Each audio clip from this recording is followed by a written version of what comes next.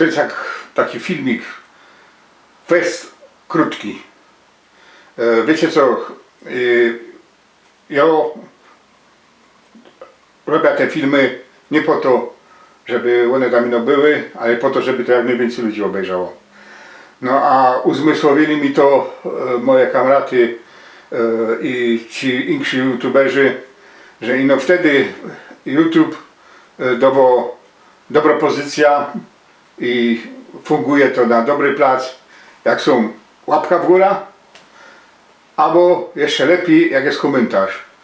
I to tak, wszyscy co to oglądacie, coś tam, choćby parę minut się dopatrzyli, to proszę was, łapka w górę i komentarz. Jak będzie tego dużo, będzie to docierało do większej ilości ludzi, do tych przypadkowych, nie do tych, co mają subskrypcję. No i mogę cię zasubskrybować, ci co chcą, żeby byli vo wszystkich powiadomieni, filmikach, to wiecie, ten dzwonek i ten dzwonek taki, co się tam ruszą. No to będziecie wtedy mieli każdy ten. No i to by było na dzisiaj już wszystko. Mam nadzieję, co będę miał teraz przypływ tych łapek w górach. No toż, do jutrza z Pomboczkiem.